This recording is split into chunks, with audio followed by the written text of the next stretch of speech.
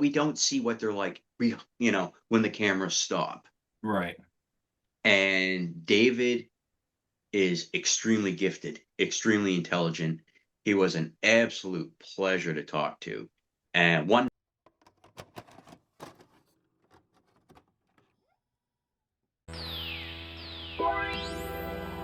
Welcome to the Video Store Geek Podcast, where your friendly neighborhood world film geek Albert Valentine talks about films made and released during the golden age of the VHS era.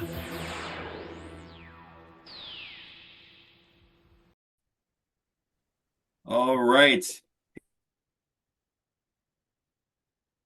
The All right. special episode of the Video Store Geek Podcast. I am here with Lyle Goodwin, and we are going to be talking about American Samurai, the director's cut. Lyle is responsible for this, and as well as Sam Firstenberg, the director. And Lyle, it's a pleasure to have you here to talk about this. Thank you so much, Albert. So, my first question is, how did this come about, this collaboration between you and Sam? Okay. Originally, I was just going to make it for Sam to say thank you for being an inspiration, um, and just send it to him. No one was ever going to know. It was just between him and me. And I knew his birthday was coming up, and I had been kind of toying around with the idea for quite a period of time and never really got around to it. I was involved in other projects, but I could never find a script. So finally, in the end, I said, okay, this is what I'm going to do. I'm going to message him, tell him what I'm going to do, what I want to do, see if he's okay with it, and if he's got a copy of the script. And as it turns out, he didn't.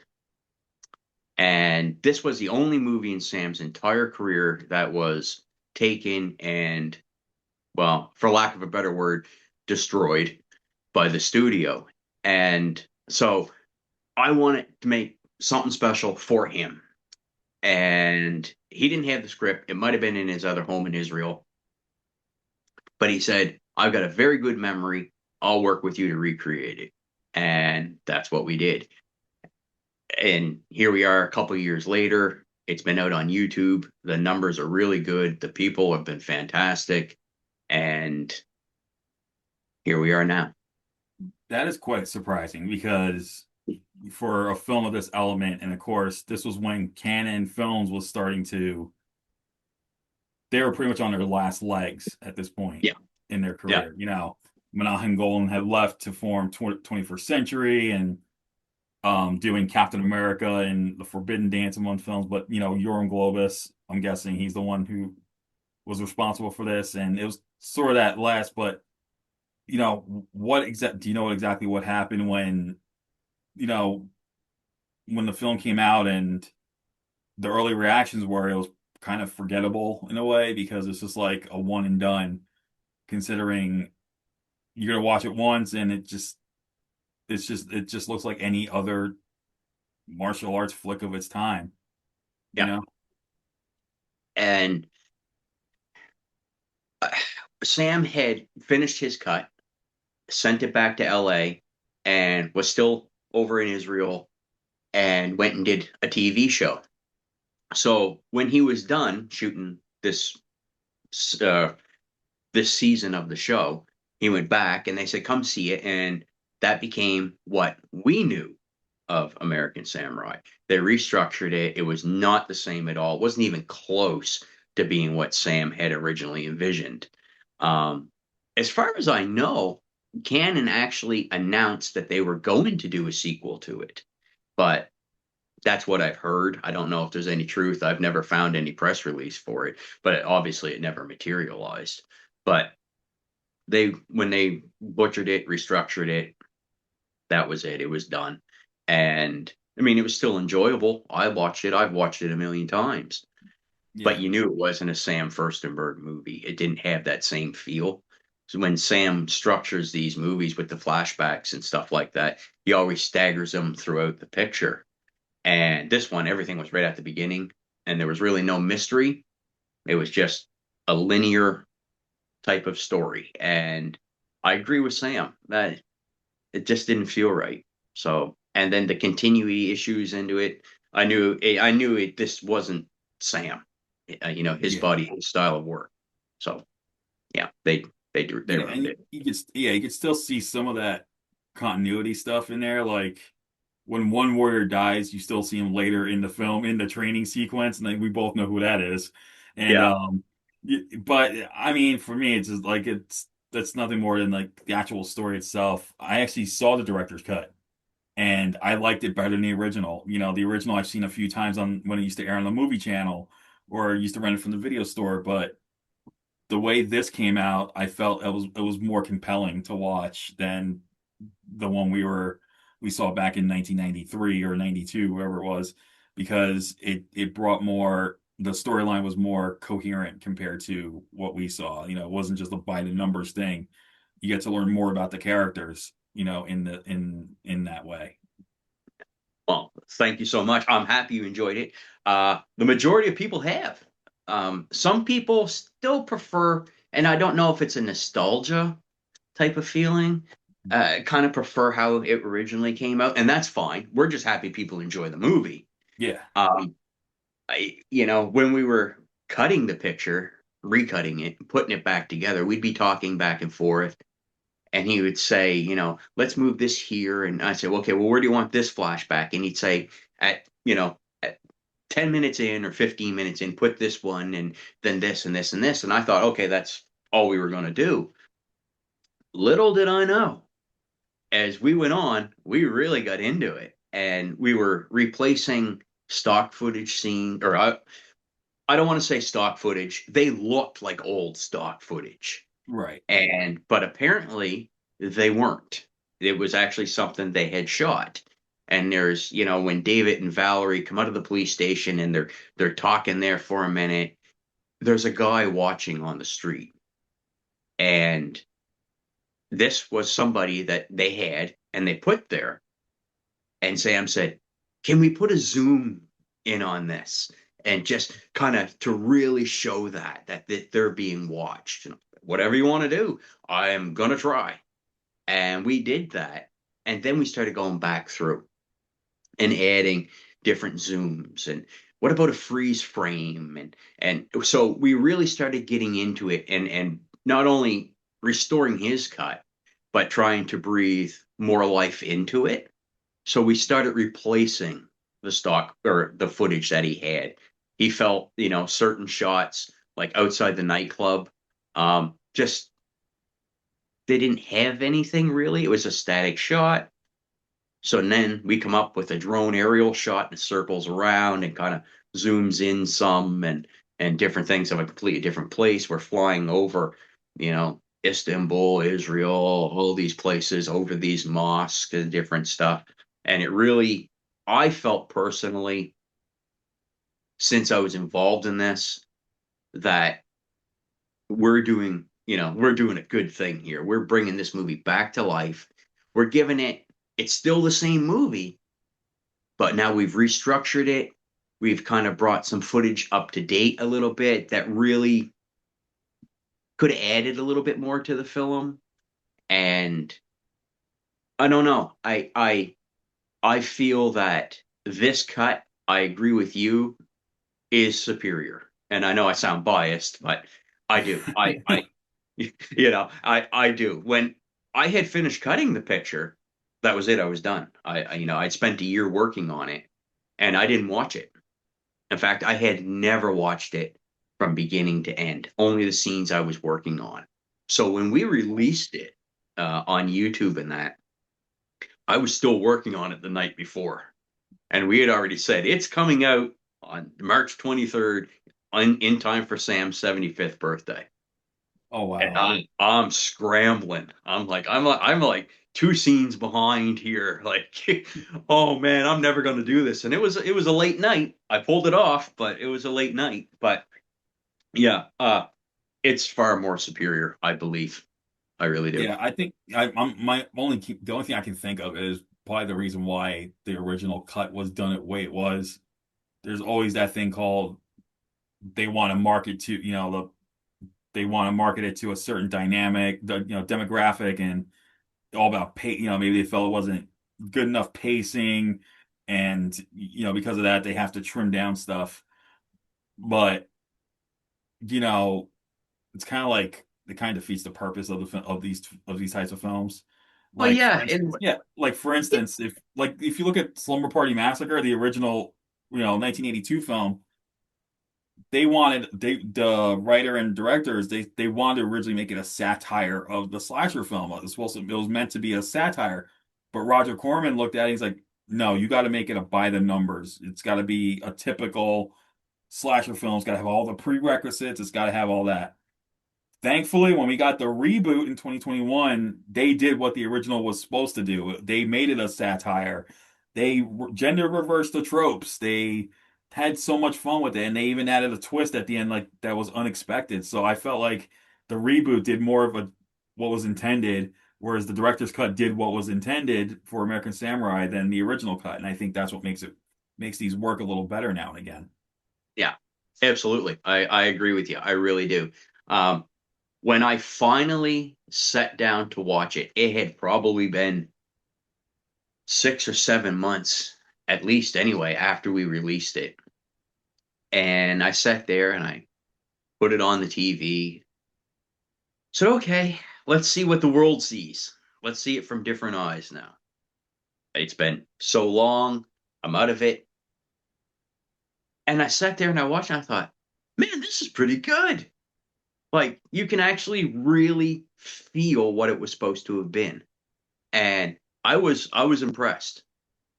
I get it. It sounds awful, but not from for me, Well, you but should. Well, I would say I would give yourself a pat on the back at least because you did. If I mean, it's not being conceited. It's like, I'm like, I really think I really helped out with this. Like you should be proud of the fact that you got to experience this and working directly with Sam on this. That's what it's oh, about. absolutely. I mean, like I said, this was just supposed to be between him and myself, and no one would ever know.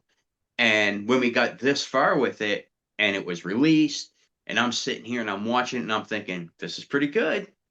You know, all of a sudden it kind of hit me and I kind of went into maybe, I don't know, like a little bit of a fanboy zone. I was like, oh my God, I actually just did this with Sam Firstenberg, the legend himself, like, and restored the only movie in his entire career that was messed up. I got to do this. How awesome is that? And yeah, okay, I admit it. I spent about 10 minutes there, kind of, you know, I don't know. I don't know how to explain it. I kind of slipped into that whole fanboy zone there for a few minutes. And, Yeah, in a way, I'm glad it's not there anymore, that fanboy aspect of it, because, eh. But at the same time, I kind of am, because that's the joy of it, really. yeah, The whole thing behind it is the joy of being able to do this. So when it was completed and I sat there and I watched it from beginning to end, I was, I was proud more for Sam than I was for me, if that makes sense. yeah. Because Because I believe it because this now he sees how, and we're all seeing how he had originally intended compared to what we ended up getting. yeah, And that's something it, you rarely get to see anymore.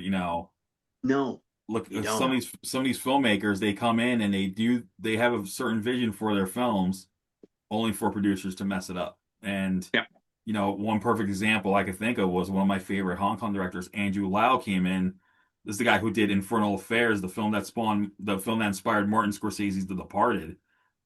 He came to America and did a film called The Flock with Richard Gere, and the producers cut up the film and destroyed his vision. And I think for a long time, Andrew Lau didn't want to work in Hollywood anymore because he's like, this is not what I intended to do. This is not what I wanted it for the film. Thankfully, Martin Scorsese gave him another, said, I'm going to give you the shot. I'll help you. And they did Revenge of the Green Dragons, and it was shot how it was intended, and that worked. That's even I'll consider that Andrew Lau's Hollywood debut compared to The Flock because they just destroyed The Flock. And compare right. and Revenge of the Green Dragons, I would say it should be Andrew Lau's real Hollywood debut because he did right. Yeah. Just like But yeah. yeah. And I thought of another one just now. Michael Biehn, he directed a movie in Hong Kong.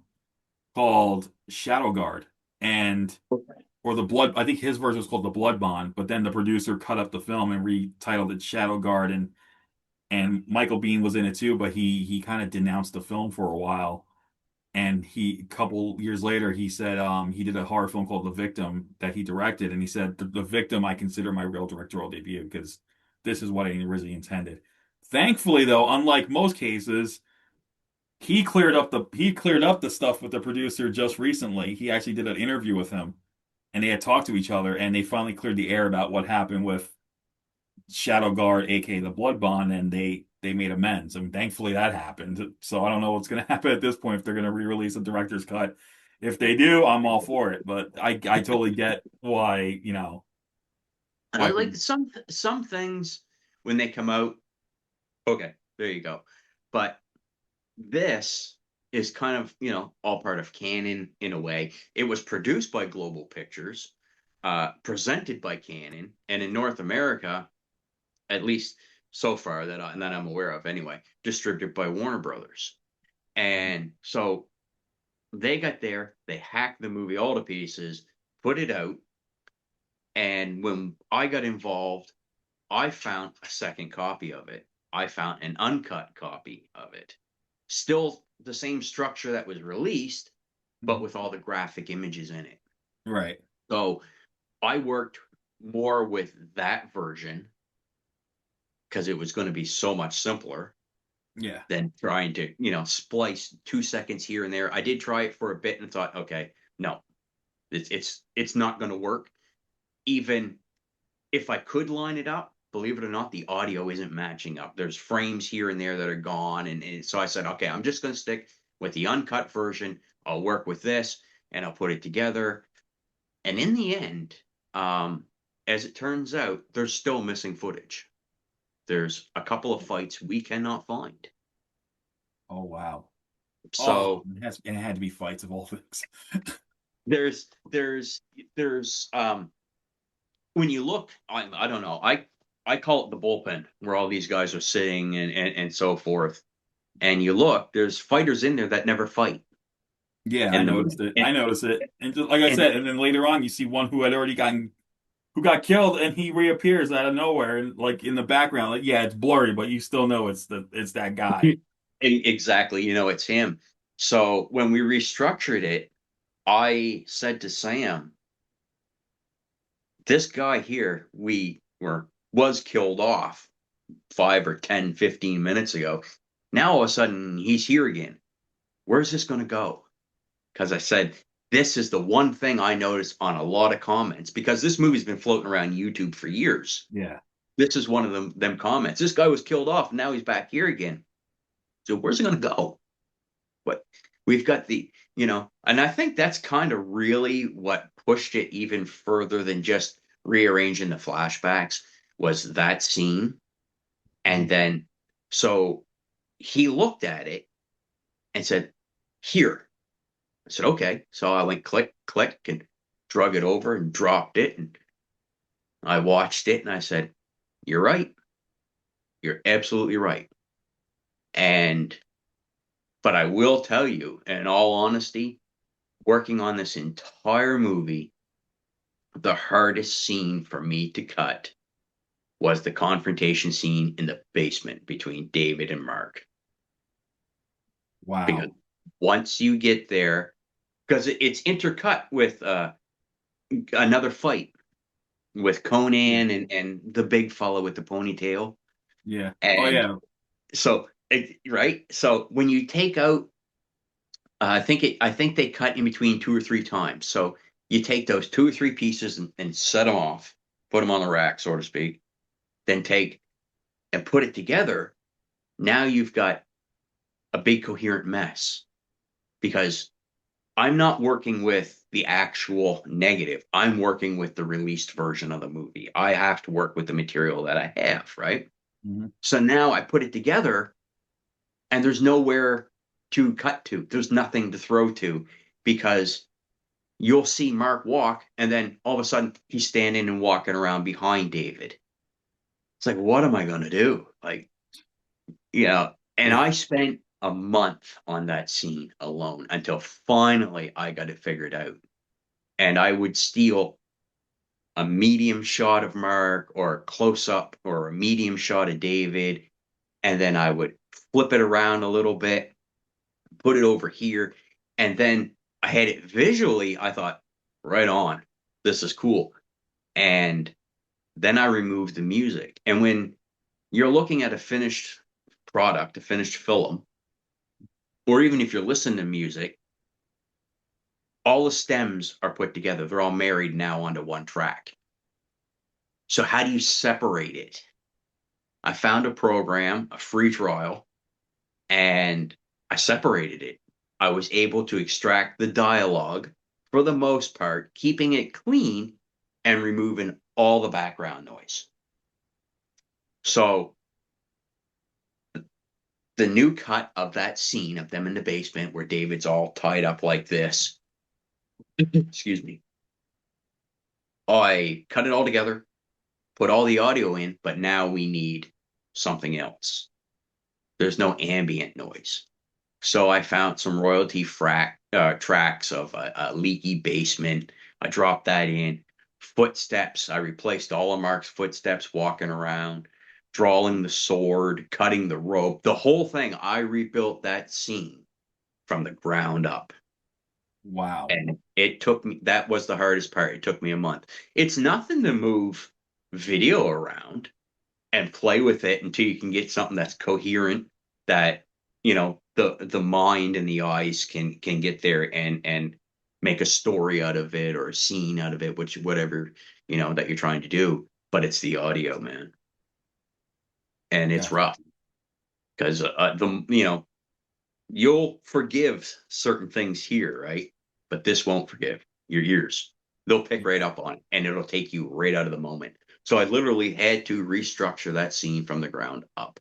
Footsteps, ambient track, drawing the sword, cutting the ropes. I put new music into it, everything. And like so that one scene, I think the scene lasts like maybe 5 minutes. I spent a month. Oh my God, that's crazy. Wow. And that still doesn't take away the fact that Mark Dacascos in that movie scared the living crap out of me. He just, those eyes, when he's about to kill someone, his eyes just like get so big, and he just like he could scare a ghost out of its sheet if it had no other choice. I mean, that's how menacing he looked. I mean, you see him now, and it's like he's like you don't see him the way he is now, but the Yeah. people see him in this movie, he's intimidating in this movie. And it was done right because I although I've never spoke with Mark personally, everything I've ever heard about him is he's such a friendly, down to earth guy type of thing, and it's a complete contrast, from him who he is and the character Kenjiro in American Samurai. And man, when he comes on, he comes down that ramp. He's on. Like Yeah. he's intimidating. He's right, and ready to go. And when I think one of the coolest, and it's so simple. One of the coolest fights he had in that movie was with Rex Harrison, who unfortunately is no longer with us.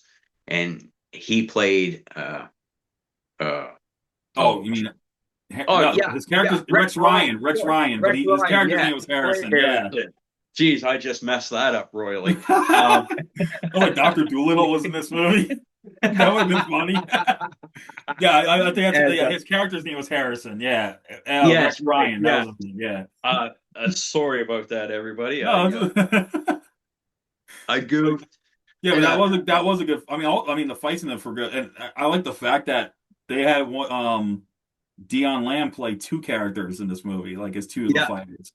And speaking of Infernal Affairs, because he was actually the action director on the original Infernal Affairs. Later on, he had a supporting role as a triad member. So, and then Anthony Cito as Fang Shu was pretty cool too. And this is a guy who later went to Hong Kong himself and directed a film called Wushu, which I highly recommend to those wanting to check out martial arts film, because this one had Sammo Hung in it, and it has a young group of Wushu champions in it. But And Anthony's married to the awesome Juju Chan. She was you see her today in all these films and series, and she totally kicks major butt in these films. So it's like, you know, Well, I've spoken with Anthony a couple of times, and he is like somebody had introduced us through Messenger. So you know, talking back yeah, and forth a little bit, and he always come across as very, very pleasurable and everything like that. And I'm sitting and I'm thinking, I grew up watching these guys. Like I grew up watching American Samurai. Now I've got the pleasure or the honor, whichever you want to call it, of recutting the movie. And now I'm talking with these people, and I've only ever seen them like this. So now all of a sudden I'm talking to them, and they're like, "Man, they're so down to earth." You yeah, know, it's just it's amazing. And his fight scenes, Anthony's fight scenes in American Samurai are phenomenal. To me, they still hold up to today's standard. oh yeah, Like, I mean, he's running up the wall and flipping and these things like that. I mean, it's phenomenal.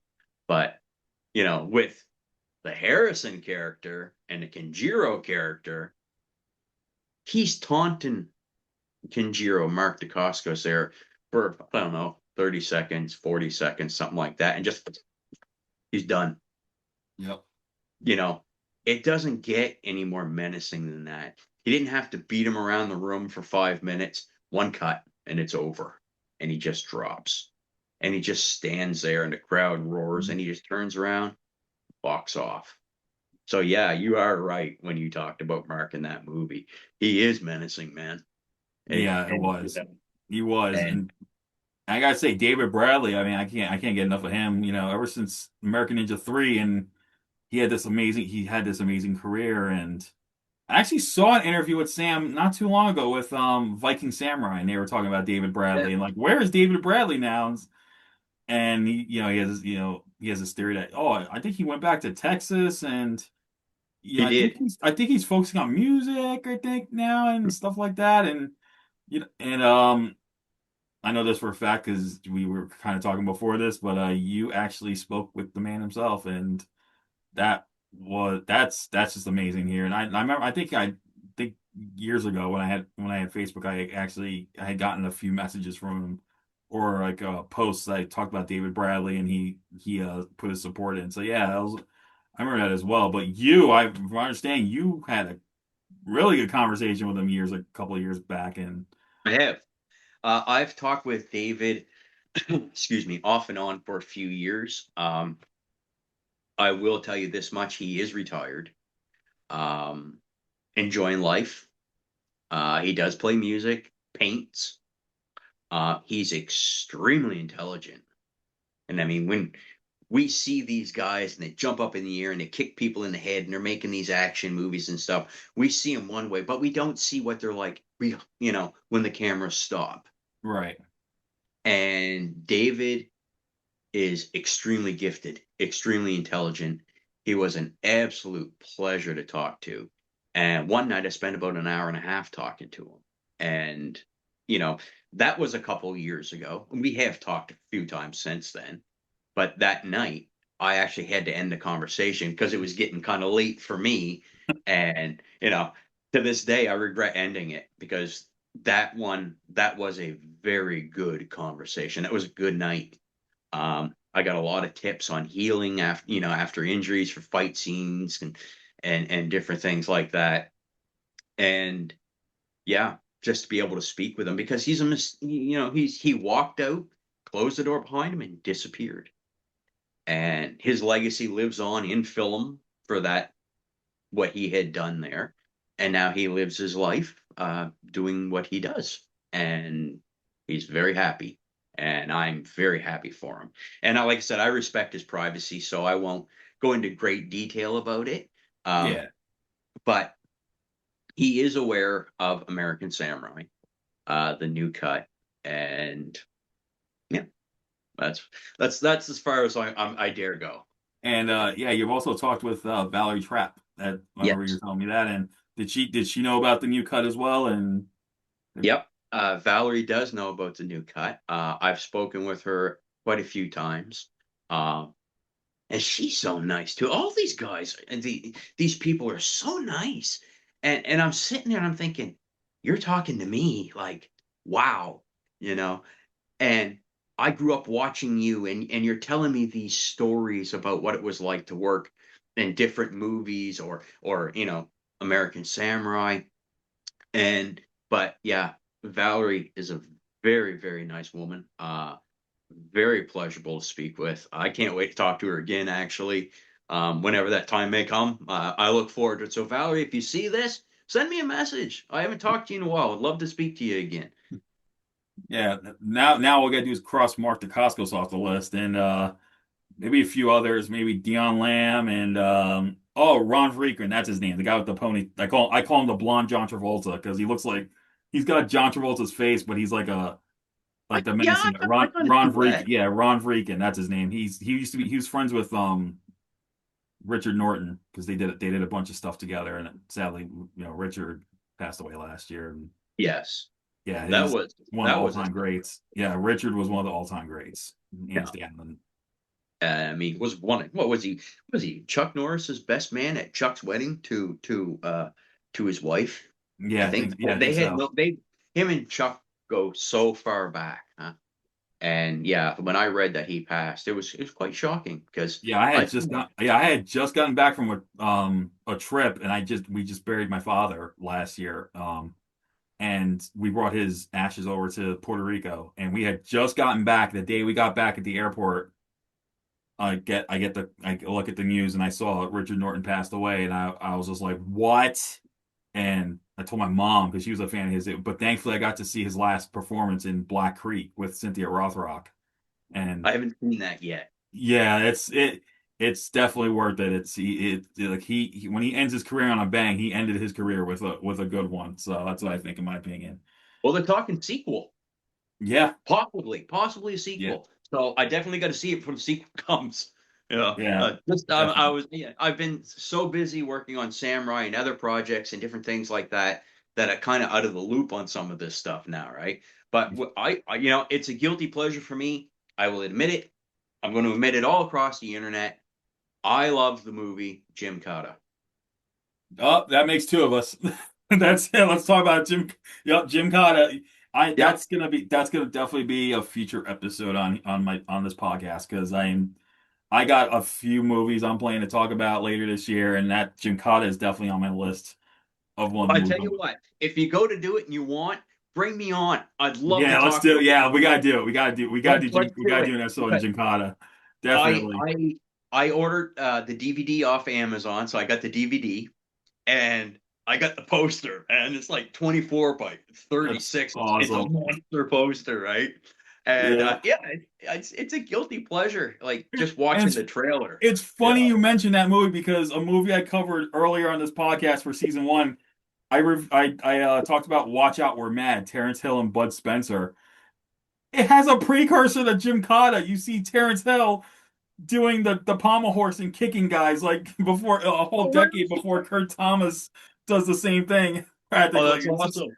so I'm watching it. I'm watching this gym fight where him and Bud Spencer are fighting all these guys like in comical fashion, and all of a sudden I see Terrence Hill going on a pommel horse kicking guys. I'm like, this is Jim Cotta. I'm like, I'm watching. This is the precursor of Jim Cotta. This is amazing, And then You know? we got it 2 decades later with the Thailand movie Born in a Fight. They had a guy doing the same thing because they wanted the guy Yeah. to be a gymnast.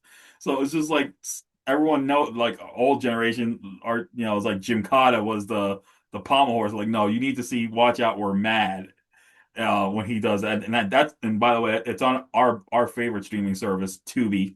So in case you want to check it out, you can see Watch Yeah. Out We're Mad on Tubi, the original, and seeing that is hysterical. Excuse me. Yeah, well, you know what? When we're done here, now that you talked me into it, I think I'm going to put Jim Cut on. Oh, I've been doing some writing and some research and stuff like that, and I think I need a little bit of a break, and I think Jim Cotta might be a little bit of a break I need. yeah, it had a good cast too. It had Kurt Thomas, Richard Norton, John Barrett, Yeah, who we talked about, American Kickboxer, and Conan Lee, and oh, what's the other guy's name? Bob Schott was in it, the big giant guy, the monster. Yeah. Yeah, he was in it, and yeah, and that's everyone's like, that's one of the worst movies ever. No, it's one of the greatest 80s movies ever. It's like Oh it's an yeah. 80, it's one of the greats. I mean, it's one of those movies like I grew up watching, and I would constantly go and rent it. And now, so many years later, I sit back and I put it on, and I kind of get those warm fuzzies when I watch these older movies. Yeah. And I don't know, it brings me back to a time when things were simpler. But I sit there and I watch these, and yeah, I love them. I still do to this day. I do. And Jim Cotta, a guilty pleasure. A lot of people rip on it and give it a hard time. To me, I think it's a classic. I'm a Yeah. genre buff. I'm not That gonna whole that change. whole 80s action low budget stuff was like, I think Oh, it's its own genre, basically, in my opinion. it Like is. It is. American Ninja 2, and then we talked about David's American Ninja 5. Like, that was not even like, it was actually called American Dragons, and then American Samurai, and then this is its own little genre. I think they need to do a box set called the American Warrior series or something. Have American Ninja, American Samurai, American Kickboxer, put them all in one box set, and I would pay money for that. I was like, but they got to add to the death. They have to add I to the death. They and to cannot add death. Yeah, American to yeah. the You death, got not to. American Kickboxer 2, not that Filipino ripoff one. They need to use to the death because that's the real American Yeah, Kickboxer well, 2. throw that in as a bonus. Yeah. Yeah, yeah. But yeah, I don't know. I don't know if we could call it American Warrior. We really might confuse people because that was the original title of Oh, it American was. Ninja. Yeah. You're right. That So was. I don't know. You know what? Do it anyway. Yeah. Why not? The American Warrior Collection. Yeah, I think yeah, like all these movies are on Tubi. I watch them all the time. I've got them on Blu-ray. I haven't been to the theater since Dunkirk came out. Oh, wow. Yeah, and I hate to say it because, I'm a movie guy in that, but I haven't really found anything worth me to go. Like, I'll sit here and I'll watch all my stuff on Tubi. I love Netflix's documentaries. I'm a sucker for them. True crime, man, I'm pulled in on them.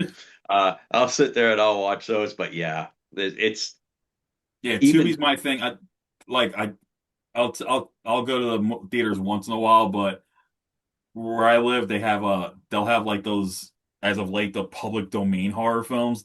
They Yeah. actually will release them in nearby theaters, and I've been getting into those lately. So like, I actually got to see Winnie the Pooh Blood and Honey 2 in theaters, Oh and man, like seeing it on was a it big good? screen, seeing this low budget on the big screen, it's like an inviting experience, and it's just like, and I got this.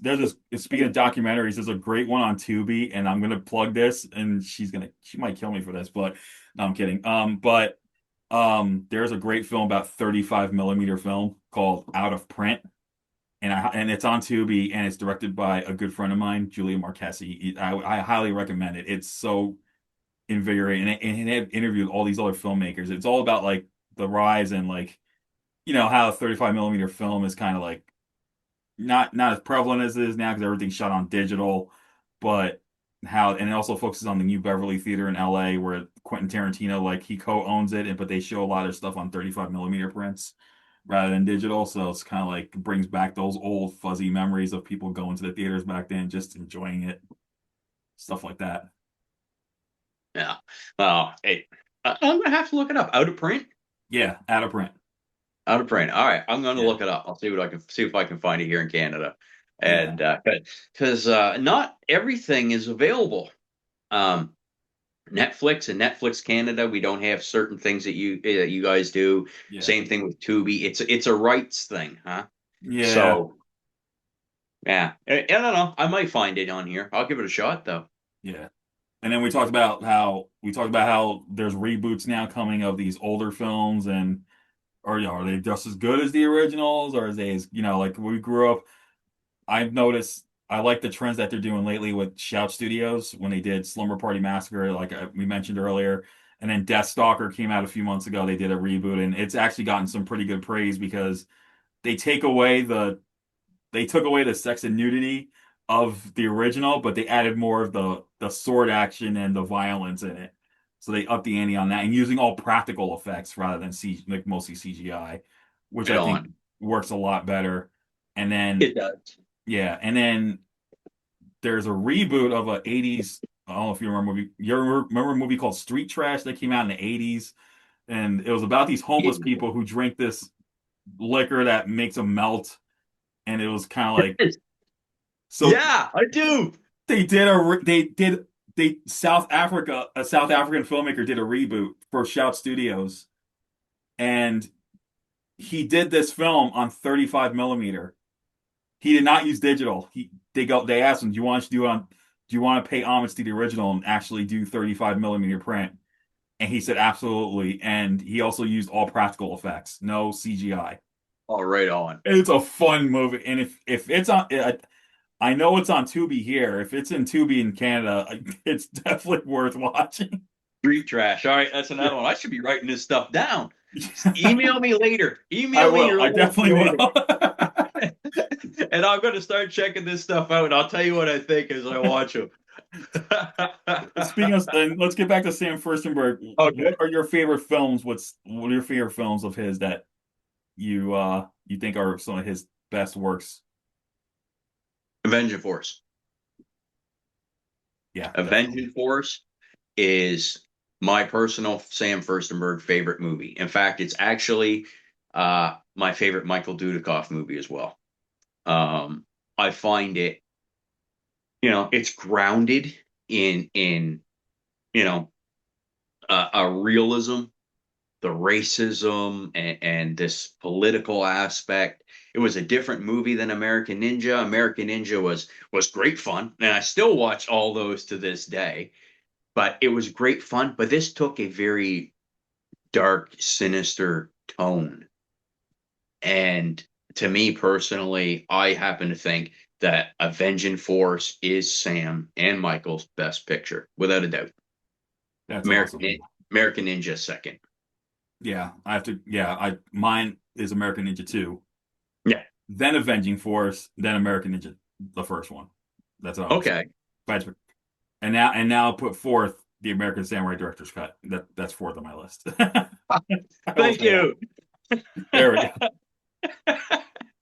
I will add that now because it was way better. It was structured better for sure compared to No, I what we were. thank man. I thanks so much. I'm really really happy you enjoyed it. I going into it, I wasn't sure. You know, especially when I learned that it really still had a cult following. And once I learned that, and my phone blew up from messages all over the world, I was, oh boy, what did I get myself into? Like, could you imagine if I said I found the missing footage to Ninja 3 The Domination and Revenge of the Ninja, and now I'm going to recut those movies. Can you imagine what would happen? Oh my gosh, forget. Well, something like that happened. I want to say in 2012. Alamo Drafthouse found 35 millimeter reel of a lost 1987 martial arts film shot in Florida called Miami Connection. They Yep. decided to recut it and re-release it in theaters, and it gained such a huge following since it's gotten since the re-release. It's just like this when I guess when it first came out, they said it released in only 8 theaters and then just was wiped off the face of the earth. Like they just heard of this, like what happened to this movie, and they bought a box of reels and they found this movie. And I got another example a couple of years ago, and I actually spoke with the guy who did this. He did something similar to what you did with American Samurai. Um, Vinegar Syndrome is the label, but they bought a Yep. bunch of reels. They found a bunch of these old reels, and the movie said New York Ninja, and it was Yes. a lost movie. It was complete. They never finished it because they ran out of money, and John Liu, the star of the film, retired. He ended up retiring from films. So I talked with the guy who ended up recutting the film, heard it a few years back, and he said, yeah, we got these reels of New York Ninja, and they still had the original notes. They were able Oh, to have the notes of how everything was supposed to be edited. oh So, man. so he asked the owners of the label. He goes, "Can I get money. This is like a gold mine. This is like the holy grail of movies that we just found. They gave him $2 million and he spent 2 years recutting the film. And then for Wow. the sound, he brought in a band called Voyager. I think they're from I could be wrong. I think they're from Okay. Canada. They're like Okay. their thing is like 80s synth sound, and so he got them to do the score, the music. He hired Don the Dragon Wilson to voice John Liu. They Yeah. had Ginger Lynn Allen, Cynthia Rothrock, Michael Berryman, Linnea Quigley, Matt Midler from the Mutilator. They got him to do the voice, all to do the redubbing of all the actors because they never finished the film with the sound. So, and then it finally came out, and it's just like hearing these stories of these lost films or these cuts. For me, it's just amazing to hear because you get to see them come to life as as a fan When of there's this genre. where they should be, where they're supposed to be, or at least as close as you possibly can get, right? And when we started this, I was just Sam had to go do something. And I mean, he lives in Beverly Hills, and I'm here in Nova Scotia, and so there's a 4 hour time difference. So he said, "Well, I got to go run off and do this, and I'll be back in half an hour or something." Good enough. So I'm still working. So while I was waiting for the computer to render and catch up to, so I can continue, I started looking around. I'd already found two cuts of American Samurai, the R-rated cropped version and, the uncut version. And I thought, what's the chances? Because by this point in time, we knew there was a couple fights that were missing. And I thought, what is the absolute chance that I can find these missing fights? And I really looked and I stumbled onto somebody had taken it and made a fan cut of American Samurai. And I started watching it, waiting for Sam. When he come back, I said, Sam, I sent him a link. I said, you got to watch this. I said, we missed something. You got to watch this. And there was one scene in the bullpen, I call it, where all the fighters are, that was moved. And I never picked up on it. And I took it and I put it back to where it should be. And then I had to, steal a shot here or there. And I had to start cropping and moving stuff around to cover up the inconsistent visual image. And I was like, I don't know how we even missed this. And I extended the scene. So when you say, they found all this and this and this, I kind of did the same thing. And whoever this person is, I don't know who it is, but I want to thank them for doing it because I would have never seen this scene if this person had never done it. And they put it on archive.org, American Samurai fan cut or something to that effect. And yeah, so I noticed a scene that missed me.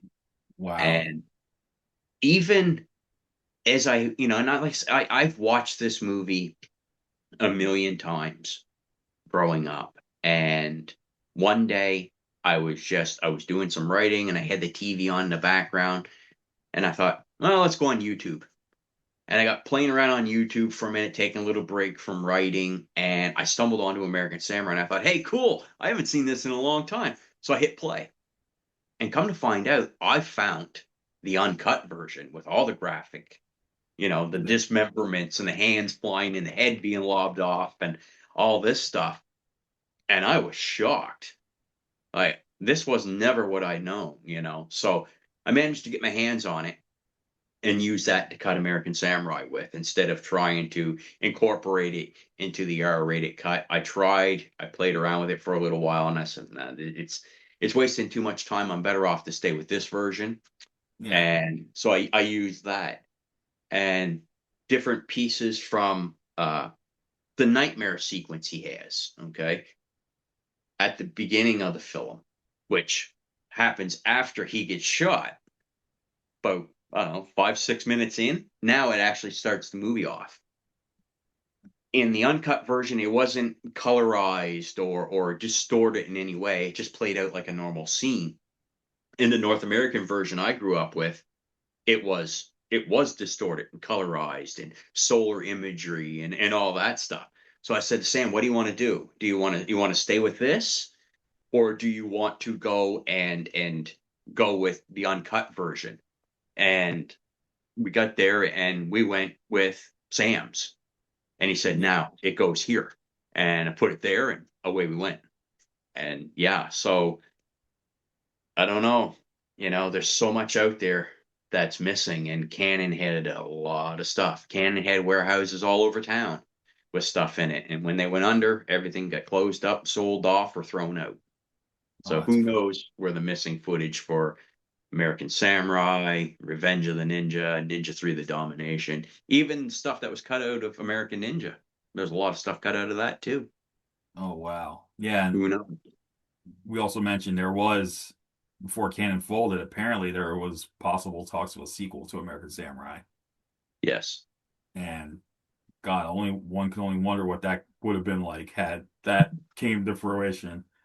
So obviously it Um, couldn't have been Mark anymore, but I can see David coming back for one more. you know what? You Why never with the legacy sequels nowadays? Who knows what's gonna happen? That's right. The blade could have missed every vital organ and they could have carried him out of there and brought him back to life. Who knows? And 40 years later he shows up again. And this time as a good guy. Who knows? You don't know. It happened. But It happened into the death. I mean, Dinar was a bad guy first, and then the seek to the death, he ends up becoming a good guy by the end of the film with teaming up with the very guy he hated. like you don't know, right? You don't know. But yeah, I had read somewhere that Canon announced a sequel to American Samurai. And I don't think David was attached to it or anybody yet, because Cannon was, Canon famous for was making it. quite yeah. Canon was quite an interesting company for its time. I Yeah, mean, they came out with great films, but then they would make these announcements for all these other films that never came to fruition. I remember watching their just watching on YouTube a while back their 1986 American film market reel, and they had all these titles that never ever happened. yeah. Like Chuck Norris's first comedy was not supposed to be Firewalker. It was supposed to be some other movie. I think it was called like Okay. Kick or Kick Kicking or or kick back. something. Yeah, Kick or yeah, Kick yeah, Back or something. And then there was also the Spider-Man movie that didn't happen, and yeah. then and that Michael was Dudikoff with wings. yeah. And then Yeah. yeah, there was some of those like seeing some of these films like these they're like I don't remember seeing this. This never happened. And I remember, and then I watched their documentary, The Electric Boogaloo, where it's like, yeah, they just announce these projects, but what they do is the money they make off the other films is what's supposed to be the budget for these certain types of films. I'm like, and then I remember there was going to be a Masters of the Universe 2 that didn't happen, and then that with Spider-Man they turned that into Cyborg with Jean-Claude Van Damme. They took the sets Yeah. and that became Cyborg. Now we're getting a new Masters of the Universe movie in June, so it's like and then of course Spider-Man that's already made its own history and Yeah. whatnot. But that was a funny thing. The guy who was supposed to play Spider-Man in the Canon movie shows up showed up in a blooper reel for X when the first X-Men movie came out. There Oh, was a scene really? where the X-Men are walking. They have to walk in this building, and then as a Yeah. as a gag, Spider-Man comes up from behind, and he goes, "Oh, sorry guys, wrong set." And it was the actor in the suit was the guy who was supposed to play him in the Canon film.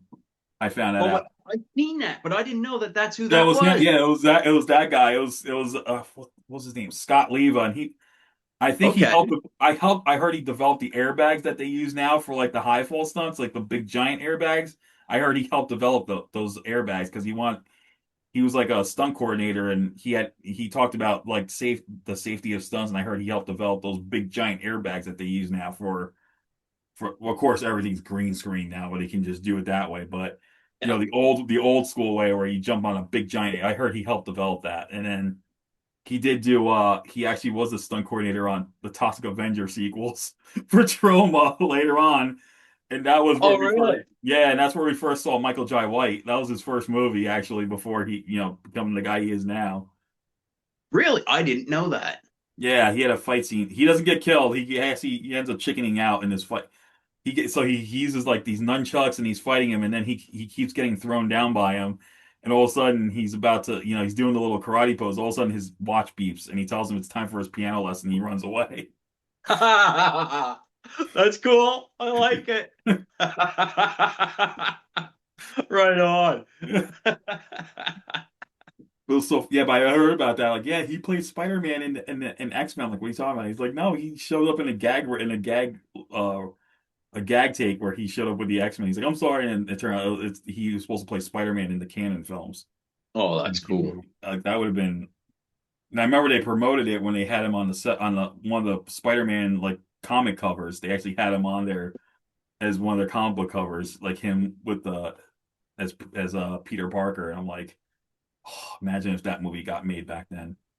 But I heard a ridiculous story that Menachem Golan said that when he heard Spider-Man, he thought it was about a man who turned into a spider. He's like, I heard that too. I like he didn't get it, yeah, and it was kind of lost on him.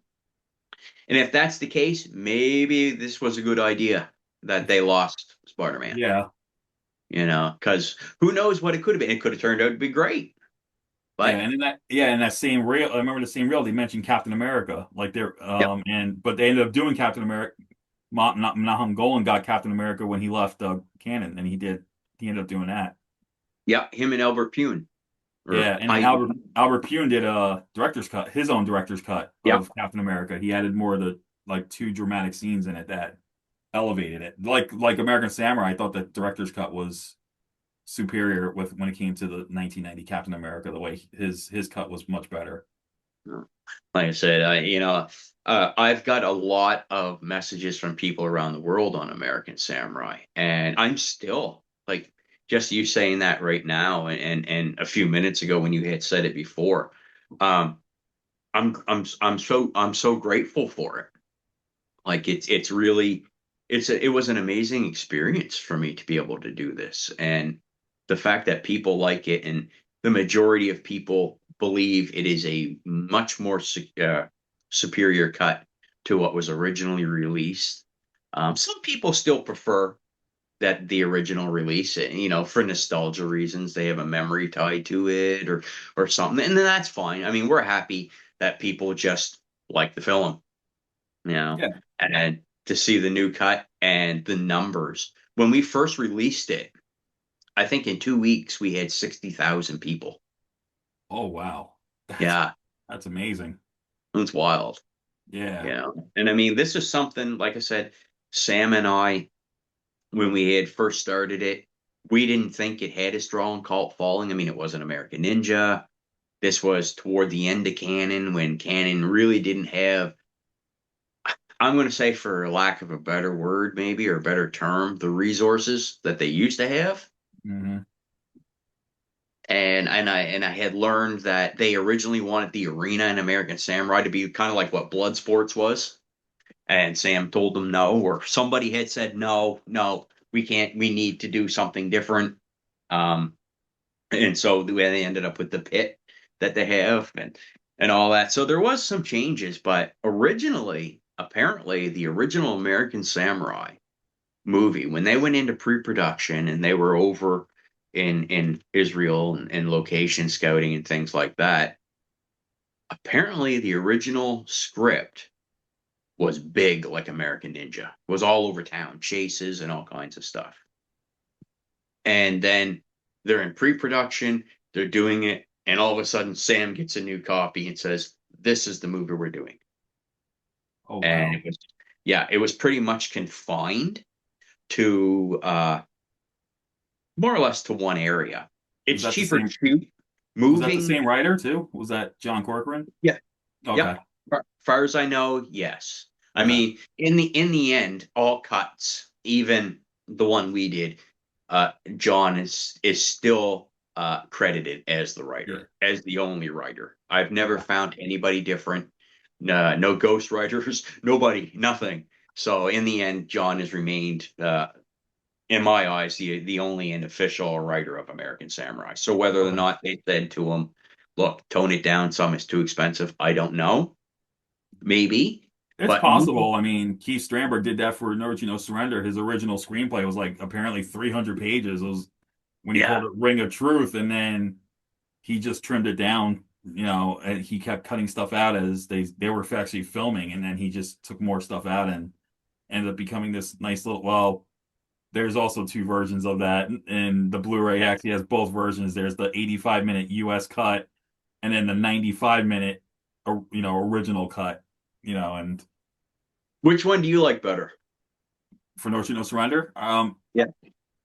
I like the international cut better because it has more depth with the story. Like American Samurai has more depth with the story because a lot of the stuff that was cut out was the Yeah. story. Basically, it was more, you get more of the conflict between Jason and his dad because of his, how he is, and then you see his dad in the hospital in the one scene after Van Damme broke his leg, and he's like, it brought more depth into the characters. It wasn't just a standstill.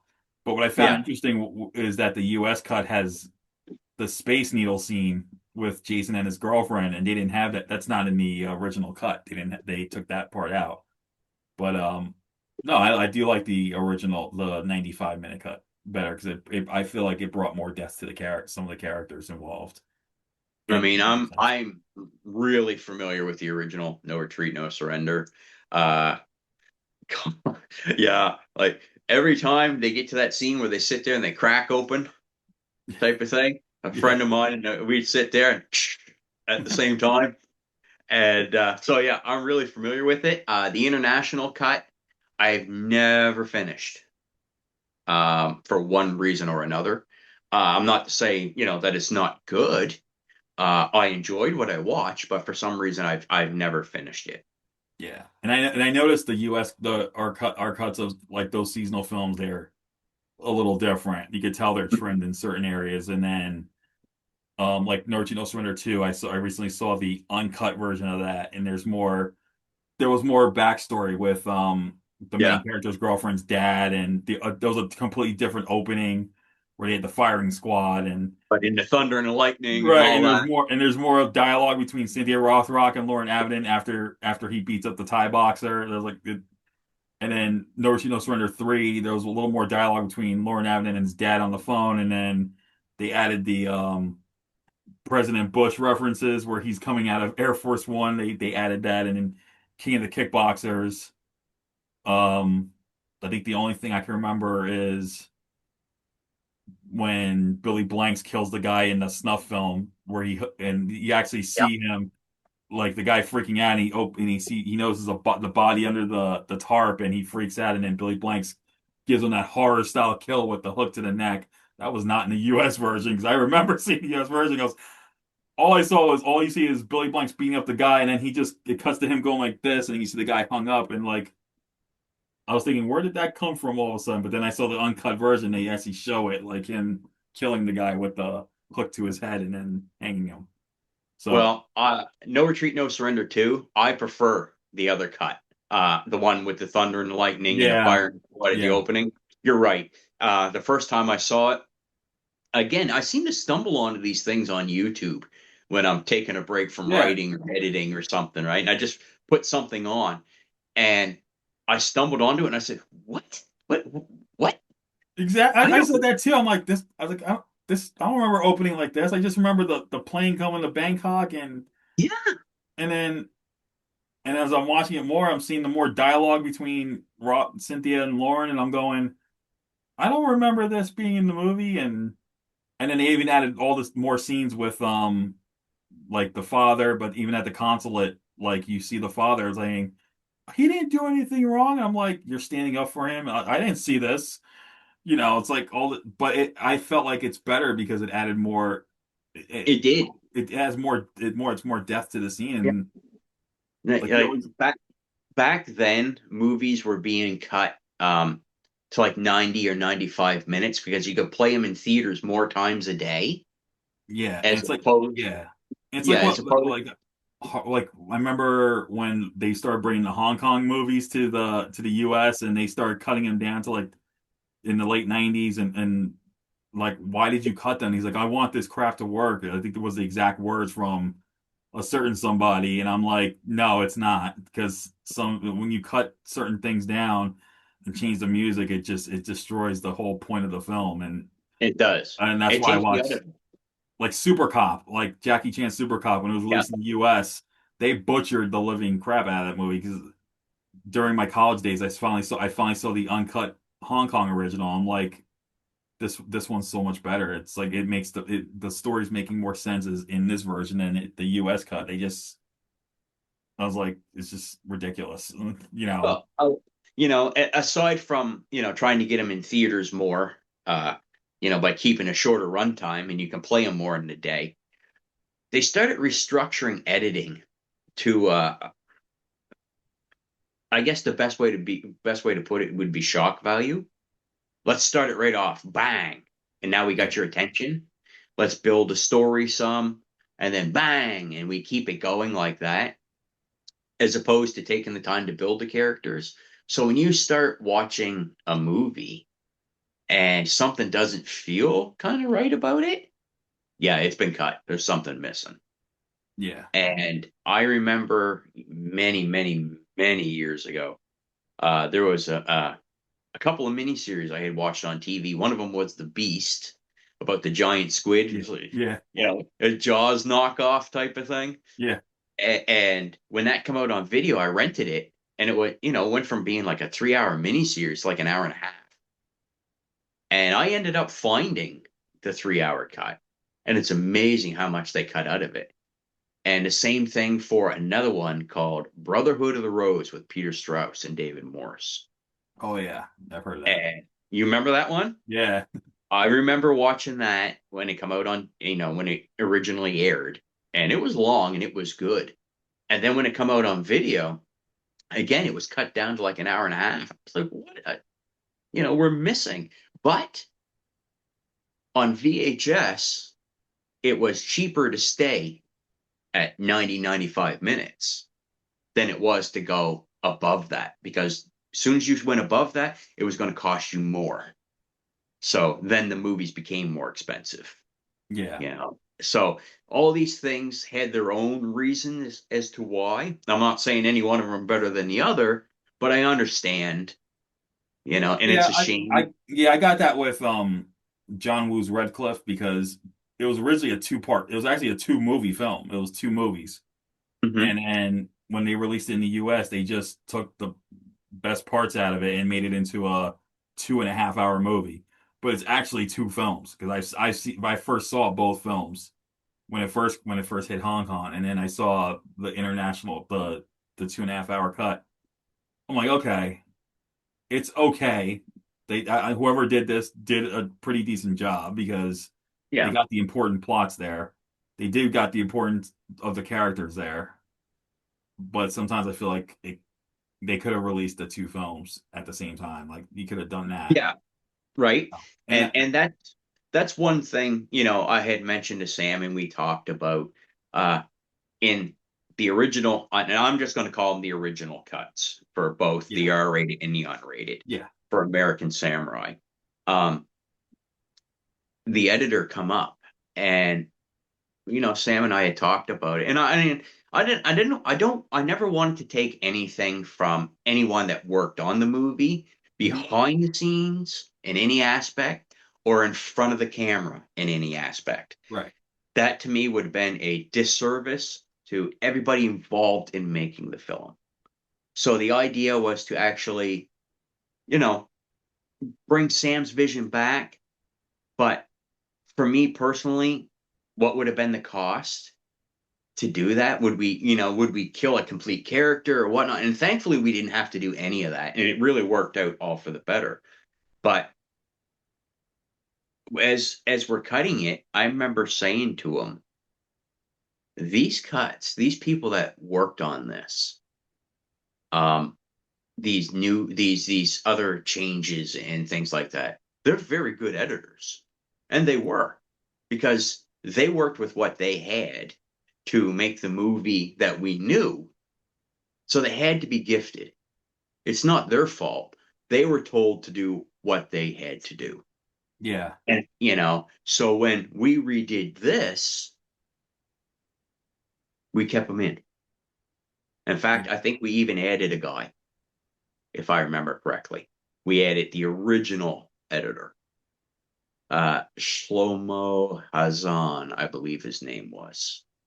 Because like I said, it's been a while since I've watched it, yeah, but I think in the released cuts, it was Sebastian who was named the editor. Hmm. And when we did it, we kept him, but we also added Shlomo Hazan, I believe. Yeah, Oh, I maybe. found an interesting story, and they just released it last year. So I remember Lloyd Kaufman when he was going to do a sequel to the Tosca Avenger back in the 80s. He had shot half part of the footage in Japan and then shot part of the footage for in upstate New York for Tromaville. He ended up having 4 hours of film. So he was freaking out, didn't know what to do. He goes, I got 4 hours of film and I was only going to make one sequel. What do I do? And his wife, who was the film commissioner of New York City at the time, gave him the suggestion, make two films out of it, out of this whole thing. So we had Tosca Avenger 2, where he goes to Japan, Tosca Avenger 3, where he's having a deal with the devil, this Faustian thing. Well, last year, two people talked to Lloyd Kaufman. He goes, I know you had these 4 hours of footage, and I know you had this vision in mind to do like an actual real cut of what you wanted to do with the sequel. So he agreed to let them do it. He agreed to let them take the 4 hours of footage and recut it to what he originally wanted to do with the sequel. They finally re-released it under a new title last year called Mr. Melvin. And I Really? haven't seen it yet. I have not seen it yet, but it's definitely on my list because I want to see what Lloyd wanted to envision for the actual Toxic Avenger sequel that he had in mind back in the 80s. But they That'd be finally cool. recut it with him supervising, and they released it too. I think it played in a film festival last year, and it got like major rave. They liked how everything came out, like it came out, like his vision for the sequel actually comes true with this. But he originally released it as two separate films because he didn't know what to do. But they finally recut this film, this footage into one whole movie that he originally wanted, and I'll have to check that out whenever it hits anywhere. So Through Melvin. All right, add that to your list you're yeah, gonna send Mr. me. Melvin. I gotta find it. But that was supposed to be like his original cut of Tosca Avenger 2. So it's like Okay. so I have to but I like how he like with American Samurai, like you brought Sam's vision to life. This Mr. Melvin's supposed to be Lloyd's original vision for Tosca Avenger 2. So I gotta see how this comes out. So I The love seeing that type of story. the only thing uh I I got to be honest, the only thing I don't like about the new cut really is the fact that I couldn't find those couple of missing fights. I still Yeah. feel that it's I don't want to be disrespectful to anybody. Right. Uh, I still feel that it's out there somewhere. I don't feel that I 100% pulled it off because I can't find those couple missing fights. Uh, I worked with everything that I could get my hands on to tell this new story and to bring Sam's vision to life. I don't feel like I did a disservice, but I just feel like it's 98% complete, you know? Yeah. And I emailed all these companies. Sam had, emailed me and messaged me and all these things and sent me links and said, maybe here or maybe there. So I started. Nobody had it. One day I spent 45 minutes on the phone with Photochem in Burbank, California, and they searched. They didn't have it. Oh man. And it's just like, wow, really? And she said, well, I tell you what, she said, we'll keep looking. If something pops up, I hear of something, I'll let you know. Unfortunately, I never heard anything. I was kind of hoping maybe, they would, but Yeah. I didn't. But like I said, I emailed all over Israel. I talked with people in Canada. I talked with people in the States. Anybody and everybody that might have been affiliated to Canon, Global Pictures, or the actual American Samurai itself that I could get a hold of or that I thought of anyway. I tried. It's as close as we're ever going to get, unless magically those missing scenes show up. And if they do, I'll put them in. But Do yeah, it's a shame, but it's as close as we can get. Well, yeah, this was great talking to you about this, and I'm glad that we finally get to see Sam's vision come to life with this film. And it's on YouTube. Everyone can check it out on there. There will be a link in the description where you can check out the movie for yourself and see why this is a great. And Lyle, it's been a pleasure to talk with you about not just American Samurai, but your love of these old action films. And yeah, we're definitely gonna have to get together for the Gymkhana episode whenever I get that one ready.